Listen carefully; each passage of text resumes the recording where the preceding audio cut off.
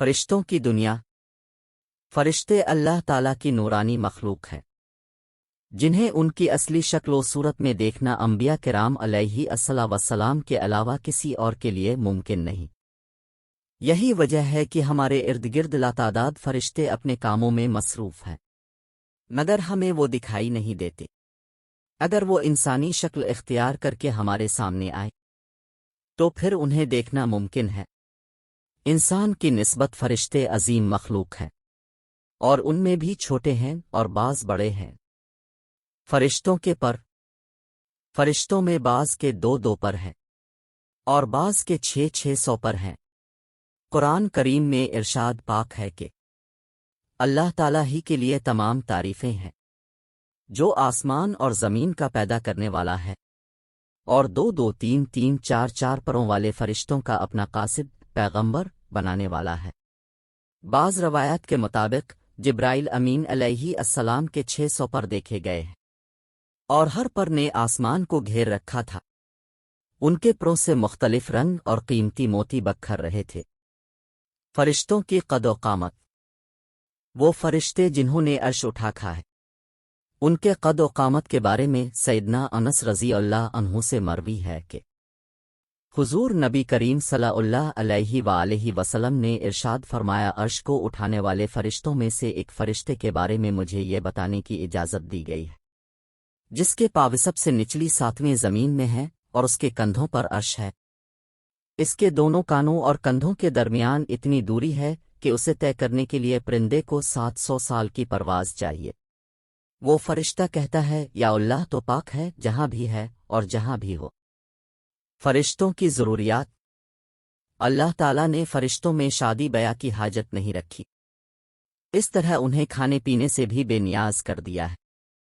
اس کی وضاحت قرآن مجید میں مذکور سیدنا ابراہیم علیہ السلام کے اس واقعے سے ہوتی ہے، جس میں ہے کہ ابراہیم علیہ السلام کے پاس فرشتے آئے تو آپ علیہ السلام ان کے لیے فوراً گوشت لے کر آئے، مگر انہوں نے اسے تناول نہیں کیا۔ اللہ تعالیٰ نے فرشتوں کو بیماری، سستی، کاہلی، دکھ، تکلیف، تھکاوٹ اور اکتاہٹ وغیرہ سے محفوظ رکھا ہے۔ وہ دن رات فقط اللہ کی اطاعت میں اپنے کاموں میں مصروف رہتے ہیں۔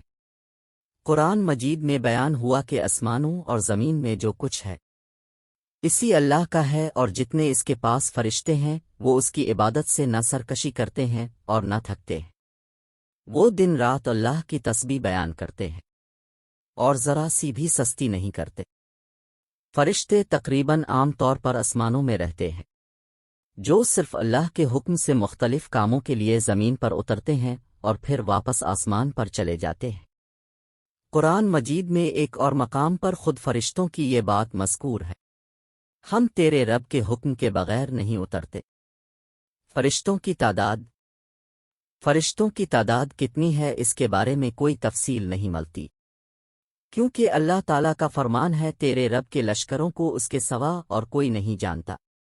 بعض احادیث سے معلوم ہوتا ہے کہ فرشتوں کی تعداد بہت زیادہ ہے، بلکہ اندازہ ہوتا ہے کہ انسانوں اور جنوں سے بھی ان کی تعداد زیادہ ہے۔ سیدنا ابوذر رضی اللہ عنہ سے مروی ہے کہ اللہ کے رسول صلی اللہ علیہ وآلہ وسلم نے فرمایا، آسمانوں میں کہیں 4 انگلیاں جگہ بھی ایسی نہیں جہاں کوئی نہ کوئی فرشتہ سجدہ ریز نہ ہو۔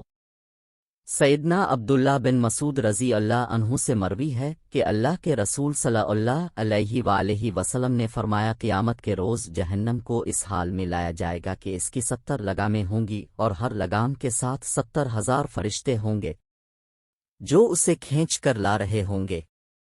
فرشتوں کی ایک اہم خاصیت۔ فرشتوں کی ایک اہم خاصیت یہ بھی ہے کہ وہ اللہ تعالیٰ کے حکم سے اپنی شکل و صورت کے علاوہ کوئی اور صورت بھی اختیار کر سکتے ہیں۔ یہ صورت کسی ایسے انسان کی بھی ہو سکتی ہے جسے دیکھنے والے پہچان لے۔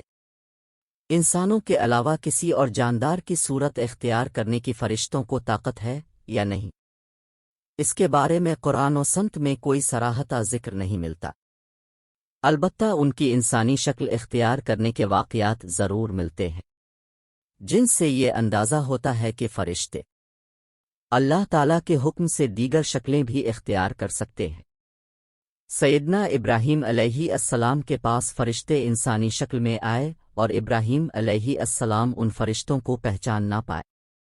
پھر فرشتوں کے بتانے پر آپ علیہ السلام کو معلوم ہوا کہ یہ انسان نہیں ہیں بلکہ فرشتے ہیں۔ سیدہ مریم علیہ السلام کے پاس جبرائیل امین علیہ السلام انسانی شکل میں تشریف لائے تھے، اور جبریل امین علیہ السلام سوائے 2 مرتبہ کے ہر مرتبہ نبی کریم صلی اللہ علیہ وآلہ وسلم کے پاس انسانی شکل میں تشریف لائے۔ فرشتوں کی طاقت۔ اللہ تعالیٰ نے فرشتوں کو انسانوں اور جنوں سے کئی گنا زیادہ قوت و طاقت عطا کر رکھی ہے۔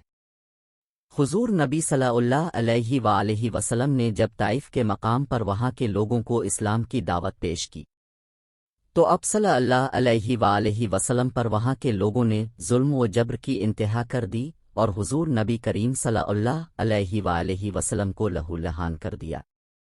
تو اس مقام پر سیدنا جبرائیل امین علیہ السلام تشریف لائے۔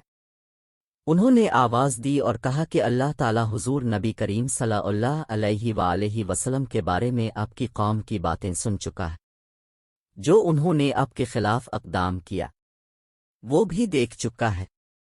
آپ کے پاس اللہ تعالیٰ نے پہاڑوں کا فرشتہ بھیجا ہے، آپ ان لوگوں کے بارے میں جو چاہیں اس فرشتے کو حکم دیں۔ اس کے بعد پہاڑوں کا فرشتہ مخاطب ہوا، اس نے حضور نبی کریم صلی اللہ علیہ وآلہ وسلم کو سلام کیا، پھر عرض کی اے اللہ کے رسول آپ جو حکم دیں گے میں اس کی تعمیل کروں گا، اگر آپ چاہیں تو میں دونوں طرف کے پہاڑوں کو ان پر لا کر ملا دوں جن سے یہ پس جائیں گے۔ اسی طرح جبرائیل امین علیہ السلام کی قوت و طاقت کے بارے میں قرآن مجید میں ہے، انہیں حضور نبی کریم صلی اللہ علیہ وآلہ وسلم کو زبردست طاقت والے فرشتے نے سکھایا ہے جو زور آور ہے۔ فرشتوں کا نظم و ضبط۔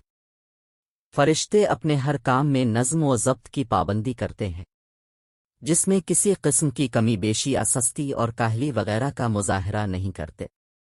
جن فرشتوں کی جب اور جہاں ڈیوٹی شروع ہوتی ہے وہ اس وقت وہاں پہنچ جاتے ہیں اور اسے احسن طریقے سے سر انجام دیتے ہیں۔ فرشتوں کی موت۔ جس طرح انسانوں کی پیدائش اور موت کے مختلف مراحل ہوتے ہیں، فرشتوں کے لیے یہ مراحل نہیں ہیں، یعنی دنیا میں نئے انسان پیدا ہوتے ہیں اور پہلے موجود انسان فوت ہوتے رہتے ہیں، لیکن اس کے برعکس جب اللہ تعالیٰ نے فرشتوں کو پیدا کیا ہے تب سے وہ زندہ ہیں اور قیامت قائم ہونے تک جب تک اللہ پاک چاہیں گے وہ زندہ رہیں گے، تب تک اللہ تعالیٰ کی طرف سے انہیں جو ذمہ داریاں دی گئی ہیں انہیں احسن طریقے سے وہ پورا کرتے رہیں گے۔ لیکن جب قیامت آئے گی تو یہ فرشتے بھی موت سے دوچار ہوں گے۔ پھر ایک ایسا وقت آئے گا جب کائنات میں اللہ تعالیٰ کے علاوہ کوئی چیز زندہ نہ رہے گی۔ اسی صورتحال کو قرآن مجید میں اس طرح بیان کیا گیا ہے، زمین پر جو ہیں سب فنا ہونے والے ہیں، صرف تیرے رب کی ذات جو عظمت اور عزت والی ہے وہی باقی رہ جائے گی۔ اسی طرح ایک اور مقام پر ارشاد ہوا کہ ہر نفس کو مرنا ہے